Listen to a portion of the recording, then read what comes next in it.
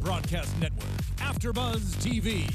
Over 20 million weekly downloads in over 150 countries, and your number one source for after-show entertainment.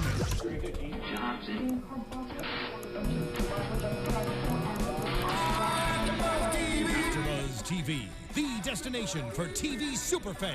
Producing aftershows for over 300 of your favorite TV shows, interviewing celebrities and showrunners, and bringing you behind-the-scenes exclusives. All thanks to E! Entertainment's Maria Menounos, producer Kevin Undergaro, and internet leader Akamai. Now, let the buzz begin! Yeah! Hey there, Better Call Saul fans! It's time for the Better Call Saul After Show here at AfterBuzz TV, and we're gonna knock you out with some analysis. Gloves off! Episode 204 of Better Call Saul. I'm your host, Zach Wilson. We're gonna talk some Better Call Saul. I'm not gonna try to rap. I'm not gonna try it. Do it. You don't want that. I'll give you a beat. You're actively competing with a beat from LL Cool J. All right, this is neither here nor there. Thank you guys so much for joining us here at AfterBuzz TV. Be sure to subscribe to AfterBuzz TV on YouTube, on Twitter. Go to subscribe to Better Call Saul on iTunes and SoundCloud. So many ways to listen and watch. Be sure to join us if you haven't. Join us live on Tuesday nights at 7 p.m. Those of you who are here joining us live, thank you so much. Thank really you. Appreciate it. As I said, I'm your host, Zach Wilson. You can tweet me throughout the show at that Zach Wilson. Now let me introduce you to my panel. Kevin Ellis is here. Hey guys, welcome back. Second time for me. You can follow me on Instagram at KevinEllis25 or on Twitter, Kevin J. Ellis. Lucretia Lyon. Of course, if you can spell it right, it's LACRETIALYON. And you can find me anywhere, because fun fact, LL and LL Cool J stands for Lucretia Lyon.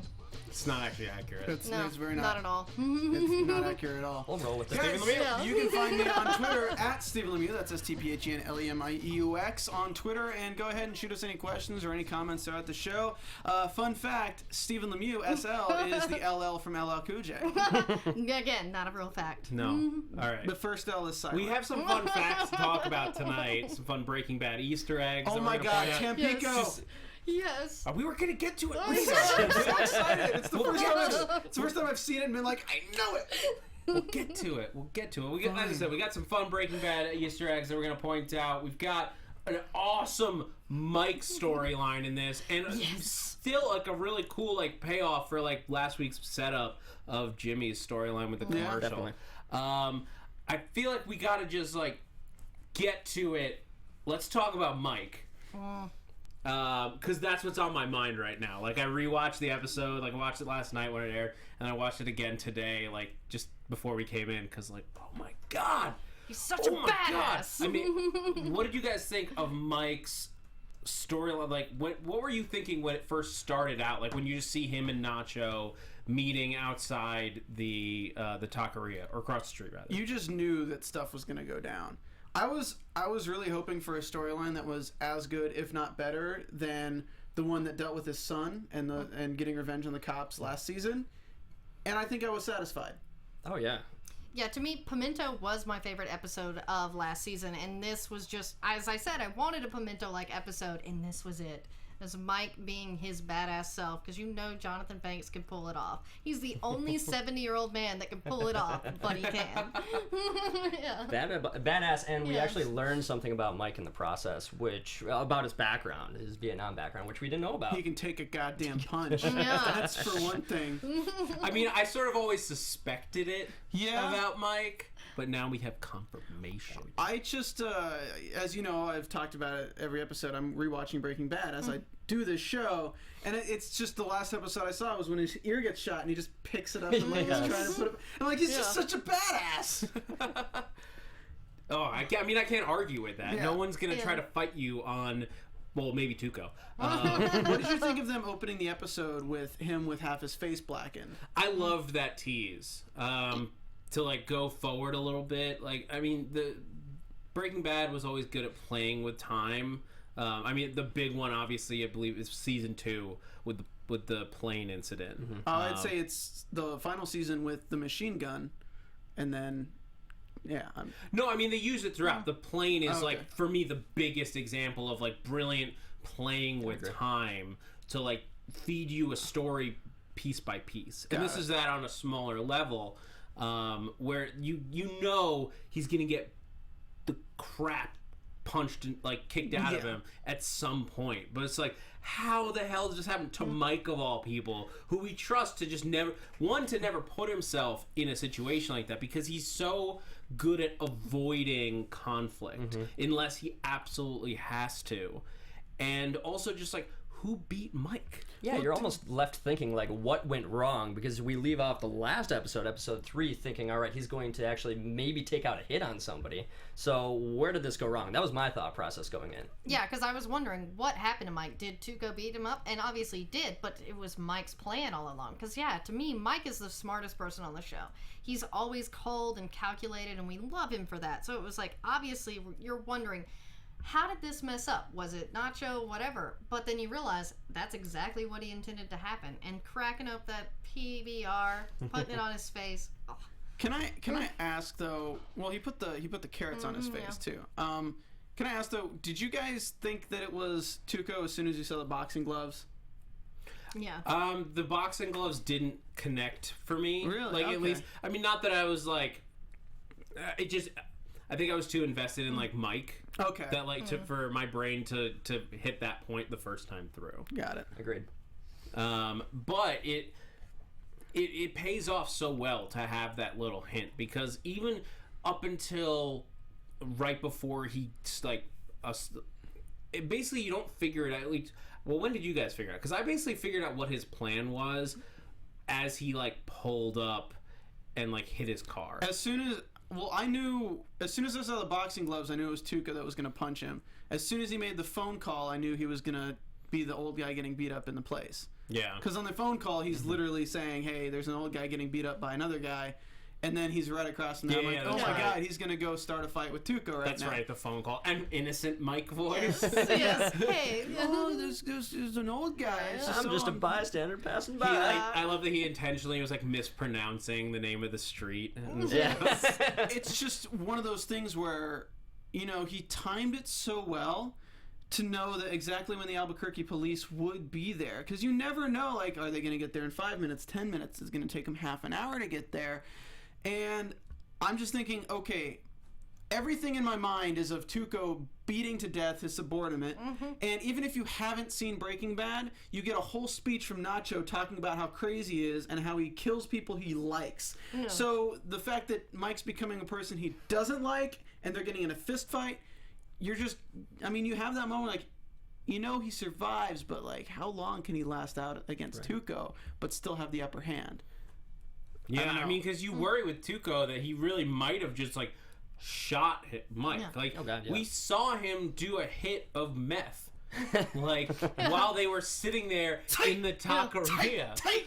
And then we got that rack focus to Yeah. the store clerk with that epic mustache. Like a mustache that would put Ron Swanson to shame. Am Yeah, I or the only- Howard Stark. I got so hungry because like those are the kind of like Mexican restaurants that have the best food, Yeah. and I see that I'm like, oh, I'm so hungry right now. It's Taco Go with the Tuesday, pollo. guys. Yeah. Yeah, and unfortunately, I was stuck with Chipotle. Don't get me wrong, Chipotle is delicious. All right, off topic. Yeah. Sorry. Okay, Mexican food is never off topic. No. so but Nacho yeah. wants him to carry. So I predicted last week that it would be Nacho wanting to disappear himself, but it's for the same reasons that he believes that Tuco is going to find out about his side dealings. So he wants Mike to basically kill Tuco. He's got this whole elaborate thing planned out where it always just ends with Tuco getting shot in the face. Yeah, and Mike has strategically planned this whole thing out. He's like, this is the way that Mike thinks. Like, this is how an intelligent person like approaches any situation. Is, well, okay, if I'm gonna pull up, well, what's everything that could go wrong? Somebody could pull up behind me and just like run out of their car, and then you're dead, because then you can't get away. And it's like, well, then you run. You make a pray for it. Bad knees. Yeah. But I mean, like, Mike is he's doing his job. He is like, these are the things that go wrong.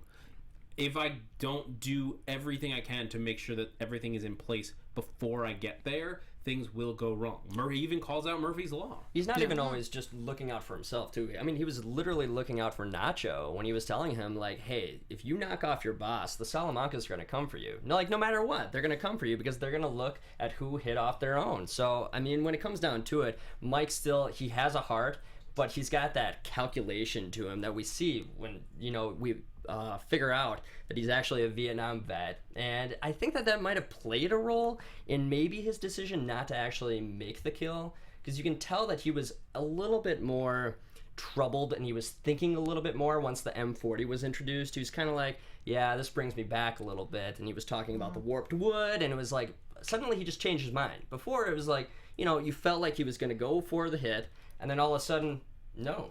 And he never really felt invested in killing Tuco, is what I found. He was just doing it because it's like, hey, $50,000. I mean, all I have to do is snipe this guy, whatever. But yeah, I think, you know, when he's looking at the gun and, you know, it's Mike, he's not a killer. He has killed people, but that's a last resort. I think, you know, obviously when they killed his son, that's revenge and, you know, screw those guys. But with this, you know, he doesn't really have anything against Tuco.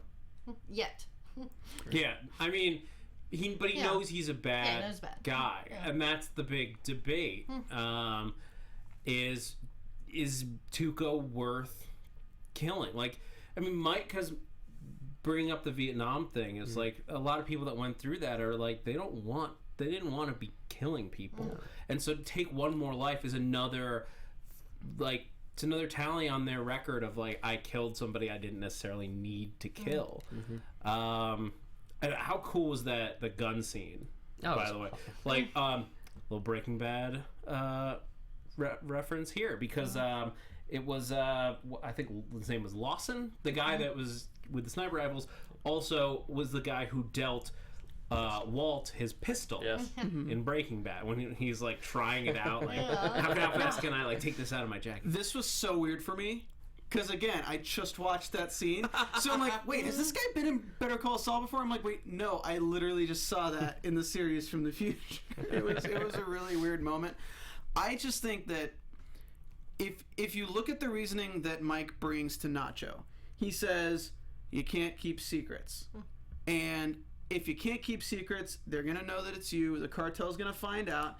Then they're going to find out who's the guy that you hired to kill Tuco, and it's all going to fall back to Mike.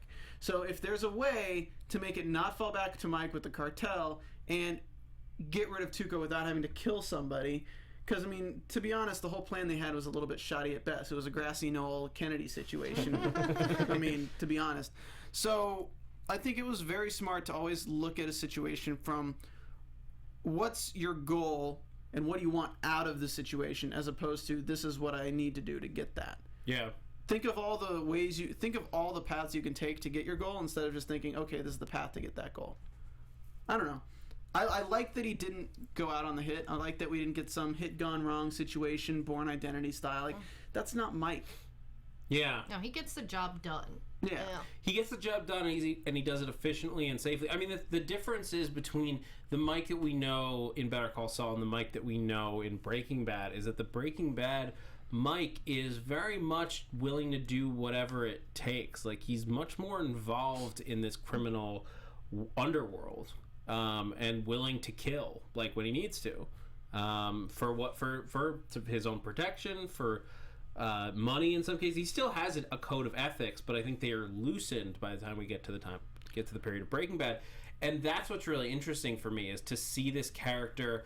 Like, how are we going to see him get there where he's like, I'll take a beating, a terrible beating, rather than murder, and not an innocent man, a very guilty man. Like, he shot also a guy. took a $25,000 pay cut. Yeah.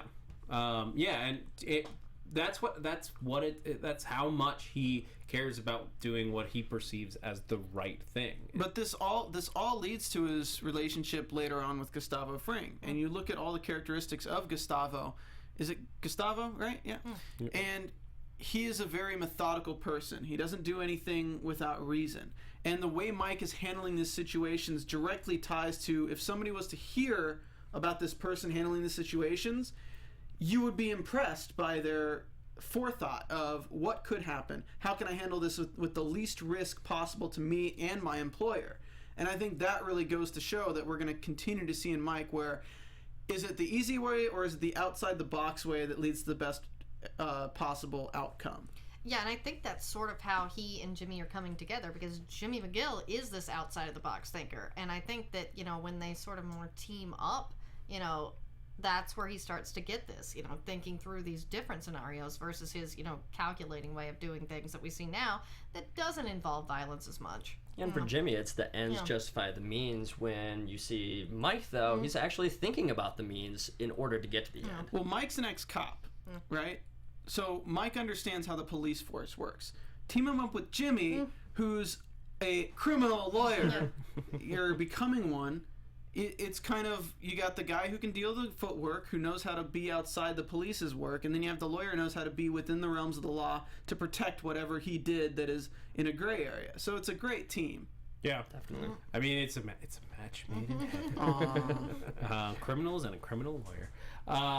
But yeah, I mean, it was such a great storyline. I'm excited to see where it goes more than anything else. So because sorry. Continue. No, please. It felt like you were moving on, and I just really wanted to talk about. Oh, okay, in the cafe. I have to talk about in the cafe where Tuco's sitting down with Nacho. Yes. Oh yeah. And Crazy 8. Yeah. Sorry, were you waiting to reveal that? No, please. Okay, so this was one of those things where I didn't recognize Crazy 8. I recognized Tampico on his outfit and was like, wait a second, Tampico, the furniture plate. Wait a second. What? And then I looked up the actor and I'm like, it's the same actor. It's Crazy 8 because he was the son of the people who own Tampico Furniture that Walt locked up in the basement. Like, I was like, this is so great. Vince Gilligan's one brilliant bastard. But it's cool to see the beginnings because this is the beginning of Crazy 8's relationship with Tuco. Because Tuco does that thing where he stares people down before he lets them leave. Yeah. So just seeing the beginnings of that and seeing now how Tuco retaliates to Walt in Breaking Bad. The lie detector, man. It's just so cool because they're bringing these two shows together without having to be so overt about it. Yeah, because you don't need Walter White to like middle school science teacher Walter White to come, because the cheap way, the way a lot of prequel shows would do it is Walter White comes in and buys a taco, gets bullied by Tuco, and then leaves, and you'd be like, what's that? And I say it like that because there were a lot of F words bleeped out of this episode. And I love, because Bob Odenkirk, I recently read an article where he's like, yeah, seriously, people, just quit with the Walter White coming to Better Call Saul. It's not happening. It's like, I mean, they've said that they've expressed interest and stuff, but no one, I think, on the show is going to do it unless it's effective. Yeah, it needs to be a good cameo. It makes sense.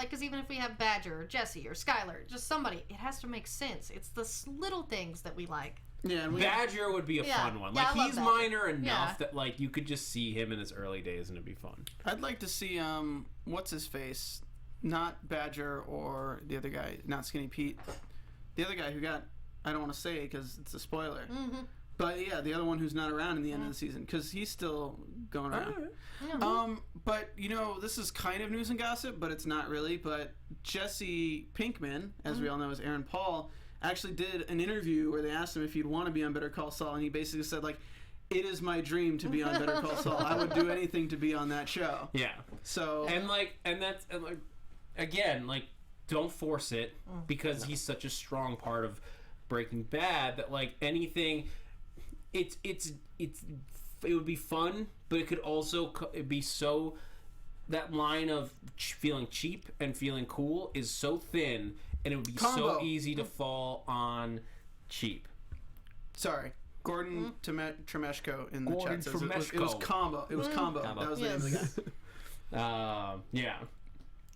But yeah, so sorry. I had, before we passed on Mike's story, I had to say that. No, I appreciate that name because I know it's a 30 Rock reference. It's a super deep cut. Sorry. Moving on. But yeah, where were we? I'm still thinking about mustaches, man. We were tying up Mike's storyline. Yeah. Jesse Pinkman. Yeah. It would be so easy to fall on that line of cheap he is when we meet him dealing drugs though. So I could see that being a way to bring him in as like young Jesse Pinkman, like getting his first taste. Yeah, before of his the aunt business. dies and everything. Yeah. What was his drug name? Because he put paprika, or he put Did you put cayenne in Yeah. it? I don't remember. oh man, It was like flaming something. That's my signature, Yeah, yo. that's all. And then like Kristen Ritter, we could get her. That would make sense if she wasn't already Jessica Jones. Chili P. Yeah. Chili pig. So maybe they'll Oh, reference Yeah. it. God. But yeah, so we gotta also jump over. This show is called Better Call Saul, so we should probably jump over and talk about Jimmy, Yeah. Yeah. which I realize out of context is confusing, but people who watch this show will understand. I know. But yeah, so where we last left Jimmy, he had aired this commercial to great success, it seemed, and then basically is like, Jimmy. You got some splenitudo. What were you thinking was going to be the consequences, like as we saw this meeting going down, where they're Cliff and the partners are clearly unhappy, but Jimmy is giving his spin. They even tell him like, stop selling, Yeah. like because he's like showing them like, this worked, it was doing well, like everything, like what's the problem? Yeah, and I think that was the thing, is like Jimmy doesn't see anything wrong with what he did, and that's what they're trying to get him to do. Just like Kim, it's like, no, you can't just do whatever you want. You're a partner in the firm. You have to, run this by people. Although, I mean, it's a great commercial, but do you think that Davis and Maine really would have gone with that? He's not a partner, Yeah. but He's not actually a partner, but you have to go by the partners. I can relate to Jimmy so much on this, in that when I first took geometry, I took it twice in high school. I missed the first week of proofs. So I didn't understand how to do proofs. But the problem is when it says prove this, I would just be like, well, obviously it's this. And I bring it to the teacher like, no, you can't just say the answer. You have to do the steps. I'm like, but it's right. It's the right answer. And she's like, no, you have to do the steps. It's the same way. Even if it's the right answer, you still have to go through the procedure. You have to go through the partners. It has to be approved. And you have to know that it's something you can do before you do it. And it's just so infuriating because he knows that the outcome is the outcome. But he needs to take the steps. Otherwise, everything falls apart because he's not above every other lawyer at the firm. Plus, what my whole thing was last week, exactly, the image of the firm, it comes off as a very ambulance chaser thing to roll an ad like that. Yeah. And as they say, they've spent years building up their name and prestige, and now a commercial goes out with their name on it, and it's like very, ugh. Yeah, I mean, it's important. Like, branding in any industry is extremely important. Like, we work in the media. Like, we get it. We know, like, you have to protect your brand above. Like, if one show at AfterBuzz was gonna, like, do something crazy, offensive, and, like, damaging to the brand, even if that thing was funny and got views, if it made people think that, like, we were all idiots, it would hurt us as a whole network. Yeah. And that's basically what's happening here, is that, like, people will, if they're looking for a good law firm, a respectable law firm, which clearly this place is, because look at those freaking offices. Yeah. Like, that's respectable business that I want to have an office there because it's so cool. Those Coco creepy Bolo paintings desk. and Coco yeah. Bolo desk, Yeah, man. you can't just afford a Coco Bolo desk like on a whim. You can if afford it you're- with baseball cards. Yeah. You can't afford those things, fancy baseball cards and Coco Bolo desks. There's a lot of just funny words in this show.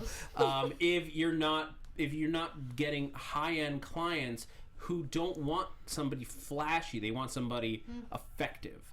And commercials like that are not they're not flashy, and they are flashy, and you don't want They're that. not professional. They're not professional. Well, I mean, that's what I would argue, though, is that, like, there's a line, though, like, at a certain point, like, you needed that. Yeah, but like, for this case, you needed a commercial in order to get these people to call you. So where is the line? Well, what they say, though, is they have clients who don't want to be associated with that. And their clients are worth more than just one lawsuit. A law firm goes through hundreds of lawsuits every single year. So one class action lawsuit is not going to be paying their bills for the next century. It's not something that they're going to ride all their money on. It's just one of many things. So they can't sacrifice their professionalism of the firm for one case. And Jimmy is one lawyer in one case of a large law firm that has many high-profile clients. It's like they took, like, as a firm, they took 5 steps forward with, like, all the successful clients they've had, the successful cases they've won, and then Jimmy brought them 4 steps back in one day. And, like, luckily the damage is fairly limited because he really did only air it in one market in a small thing, so that, like, almost out of state, almost nobody saw it. Yeah, because it was just after Murder, She Wrote. But that said, it was still putting the firm at risk, and it's the behavior more than the result that the partners are upset with. Well, the interesting thing I find is the comparison between Sandpiper and Jimmy. Because if you look at Sandpiper, they're taking advantage of old people by what their needs are. And Jimmy's literally doing the same thing. He's taking advantage of old people by knowing what they want and placing an ad in a very convenient spot for them to see. And kind of what this makes me think might happen, and you can debate me on this because this is a definitely debatable opinion.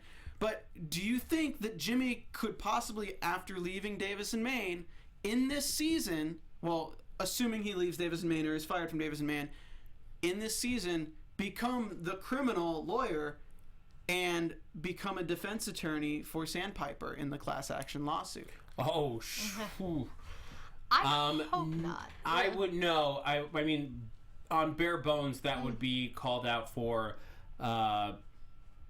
What's the word I'm looking for? Because he'd have insider information. Conflict of interest. They would never let him try that case. Not publicly. Yeah. You think they would hire him under the table, basically? Yeah, I mean, that's the thing is how far can one person go, and what could push Jimmy to the point of betraying the class action lawsuit just for the sole purpose of screwing over Davis and Maine and Howard Hamlin? Well, it would have to be losing Kim. If, like, Hamlin ends up firing Kim, then he would have nothing to lose at that point, in my opinion. Yeah, I mean, and that's a perfect transition over to what this did to Kim. Yeah. Because, like, Kim has basically been on the partner track at HHM. Like, maybe it was going to be a long haul. It was going to take her some time, but, like, that was the road she was on. And Jimmy just totally wrecked all of the hard work that she put in. He continues to derail her, and it's kind of getting to a boiling point. He even asks her, like, is it over? And she doesn't respond, but you know it's not over yet. But he's on the thinnest ice he's ever been. Let me ask you something, guys. What do you think of her decision not to tell them that she didn't know? And because that was what surprised me the most. Is that, like, I'm like, when they were first having that meeting, I'm like, but Kim, all he did was show it to you. You didn't know it was going to air. You didn't know, like, any of this was going on. And so, should she have told them? In her mind, I think it was going to betray Jimmy in some way, but the way, as far as I could see, I don't know how it possibly could have hurt him. Yeah, I think, she's always tried to protect Jimmy in a way, and that's just sort of how their relationship is. She tries to protect him when he does something, outside the law or unethical. And, I think she's to her breaking point on that, but even with this, I mean, she didn't want to throw him under the bus because she does love him. I mean, and as you saw with Chuck, Jimmy was willing to give up his job for her. So, I mean, and I think she knows that to an extent. So she didn't want to put him in that position either. So, and that's what I'm curious as to how this is going to play out, because obviously something does happen to Kim. I mean, whether she breaks up and moves away or dies or whatever. But I don't see them breaking up, at least not for the next couple of episodes, because, I mean, he is willing to sacrifice everything for her, even when he does stupid things like this that does affect her. It is the difference of the characters where he talks to where he's talking to Kim and she says, "I need this job," and I really felt like behind those words were, "And I don't really need you." And unfortunately, I think she does love him, and I think the fact that she's willing to take on this 40 hours of extra work and be held accountable for something that he's done without trying to throw him under the bus proves that he loves her, or that she loves him. But at the same time, to what extent can that love go? Because there comes a certain time where, you know, you can go out on a limb for somebody so much, but if they keep putting you in that position, it's not healthy. Yeah. And I mean, that's the thing, is that what she's most mad about, I think, is not necessarily that he did that, like this particular thing, but that he did it without thinking how it could affect the people around him. Like, it was going to affect her and Chuck and everybody at HHM because they're part of that case. And they put their necks on the line. Both Hamlin and Kim both put themselves out there to recommend him. And that, like, even if he tanks that job and gets fired and he's fine with that, that means that the next time they want to put their necks on, the next time they want to suggest somebody to either Davison Maine or to anybody else, they have to point to, well, the last time you recommended somebody, he ran an ad without getting approval and totally destroyed a multi-million-dollar case.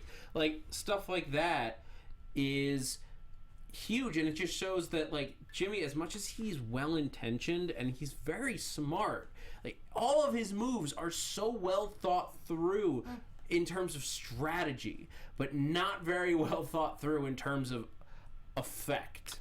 I don't want to skip forward too much, but I do want to say that the analogy that Chuck makes about Jimmy as an alcoholic is very, very true if you really piece it apart. I mean, going on the whole Kim storyline, where immediately he's blaming everything that's happened to Kim on Chuck, and it is that it's okay. You're let's say you have an alcoholic, right?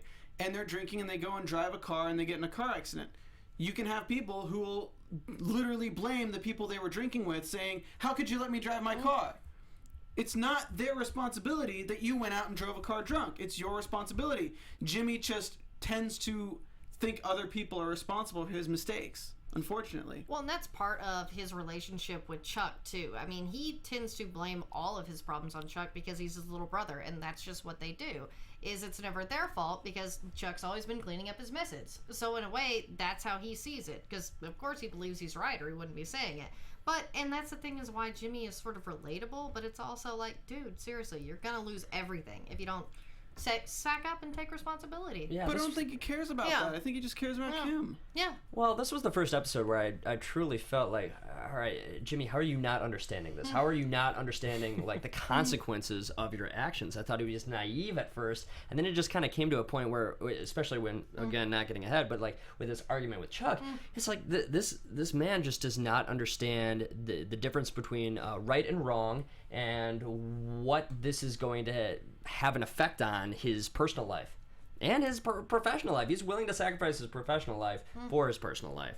It's just a dangerous place right now for him. Yeah, I mean, Jimmy is putting everything at risk, and then when he goes to Chuck with this, because she says, "Do not tell Howard." What was the quote? Because I wrote that. If you go to Howard, you and I are done. Very final. So Jimmy, being Jimmy, is like, well, I can't go to Howard. She didn't say anything about Chuck, though. I like It's always slipping in it. I like that he was just so surprised that they weren't already done, though. He was just like, you mean we're not done already? I'll be honest, at that moment, I sort of was like, you know what you should do to make sure you're not done? You should pull up a chair and frickin' help her with this crazy amount of I was surprised he didn't. couldn't. Yeah. I don't think he legally could. I think she You wouldn't think have he cares about legally? No. Yeah, but I don't think she would let him. Yeah, not working for the I firm. don't think fair. I don't think she wants to be around Jimmy McGill right now. That's fair. The offer would have been good, though. I'm just saying. Like, Be chivalrous. yeah, it's like, even if she's like, no, you are legally not allowed to do it, he's like, but I'm willing to help. Even the offer, if you're in a relationship, the offer to help goes a long way. Just saying. Always offering, never doing. Zach No, Wilson. I mean, do as much as you can. Twisting my Left and words. right. Oh God, I'm gonna hear about that later. But yeah, so he goes to Chuck, and we find Chuck in having a meltdown from being outside. This is the first time I've seen Chuck so unkempt. Yeah.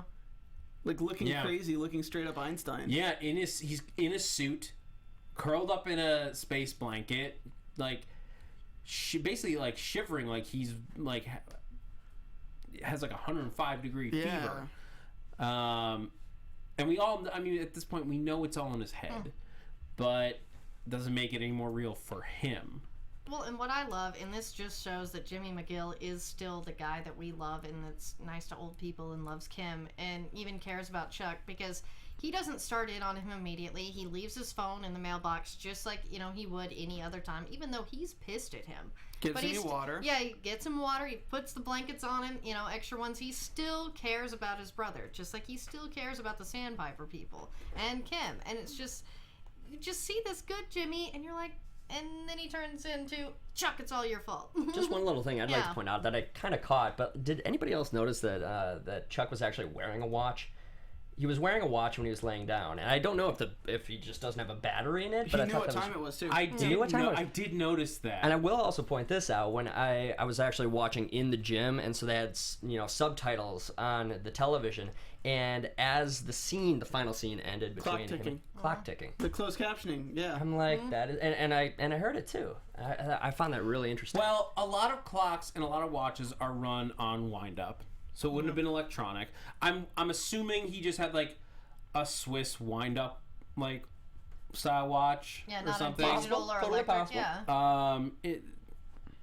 It seems like he would. It seems like it would be like totally counterproductive to be wearing a watch. There are plenty of watches and plenty of clocks that don't need batteries to work. Yeah. So I think jumping ahead just as well to Jimmy's just not understanding. It's the same way he doesn't understand Chuck's lack of respect for him jumping ahead and taking the bar without going to college for 8 years and doing everything Chuck did. It wasn't the thorough measure. It wasn't the correct way to do things. Jimmy likes to take shortcuts, and this is one of those situations where if Jimmy wasn't so prone to taking shortcuts, it wouldn't have negatively affected him or Kim. What was important in this scene is that you heard it from Chuck, that he does love Jimmy. And what I also found interesting about this scene is that they were kind of on equal footing for the first time, in that Chuck he's never trusted Jimmy. But now Jimmy's at a point where he just doesn't trust Chuck. He thinks that Chuck is sabotaging Kim's career, and he's the one that actually put her down in the cornfields, per se. But it's quite the opposite. It's like Chuck truly, he cares for Jimmy. He just doesn't think that Jimmy can do anything morally right. Yeah. He doesn't even think, Chuck probably doesn't even think he's capable of doing something that doesn't benefit him in some way. Yeah. And that's when he gives him that like big like threat, like offer, I guess you could call it, like, I will quit the law. I will quit, which is exactly, and you can see it on his face, it's exactly what Chuck wants. He wants nothing more than Jimmy out of being a lawyer, and he's offered it on a silver platter. But Jimmy wants nothing more than Chuck to go back on his laurels, just so he can say that Chuck is like him in some way, shape, or form. Yeah. Yeah, because he says, get down in the dirt with me. I mean, he's just that epic speech between them, him wanting Chuck to say that because it's wrong. And I love that. And Chuck stuck to his guns. I was really surprised at that because, you know, as much as he wanted that, he still did the right thing. Yeah. Will he continue to do the right thing? Yeah, and that's a big question. And I want to make sure we have a little bit of time for predictions. So why don't we just do a quick if there's anything else that we missed from the episode, any other moments that you guys really liked? I just liked Mike's acting. It's like, I didn't scratch your car. Yeah. You can buff that out. I only have about $100 on me. I saw you have cash in your wallet. So Tuco said wait, 5 to 15. Abuelita. Yeah. It is worth. We didn't mention it, but this is because in Breaking Bad, Tuco has like just gotten out of jail or like got out like a year ago. So now we see how he got into jail. Yeah. And it's also worth reminding, because somebody was saying this in the chat earlier, but I'm sorry, I don't have it in front of me. I'll try to look up to give you credit in a bit. The Nacho probably does make it out of this series, so this is going to be the big rise, and probably, I mean, well, why don't we get into predictions? Before we get into predictions, let me say something real quick too. When Mike predicts you take down Tuco, you have a bunch of Salamancas crawling up your ass. And if you go to that, Hector Salamanca is the grandfather of the two twins who went after Hank in season 3. And then you have a whole Salamanca family up your ass if you kill one. And they were literally going after Hank because of Tuco. So that's true. A dead Tuco draws Salamancas like flies. That was worst cool. Mike impression I've ever done. All right, so let's hit some predictions before we get out of here. Now, your AfterBuzz TV predictions. So the thing that I was just talking about, so like this is sort of where my predictions are going. So with Tuco going to jail, that This early though, I'm not convinced. but that's a character that could very much appear in this show. Well, Oh, let me ask you this: obviously, if Tuco's going to go away for time, would Mike have to press charges?